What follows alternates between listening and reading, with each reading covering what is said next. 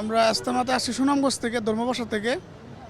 তো এখানে নিজের পরিবর্তনের জন্য আসছি, নিজেকে পরিবর্তন করার জন্য। এখান থেকে আমরা অনেক সবক পাইছি, যে সবকের মাধ্যমে নিজের পারিবারিক জীবন, রাষ্ট্রীয় জীবন, সামাজিক জীবন অনেক উন্নতি করতে পারবো।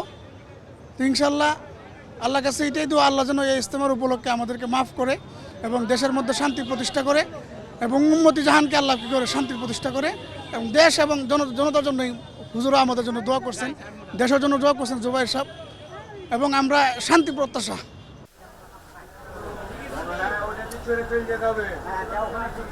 কমলাপুরে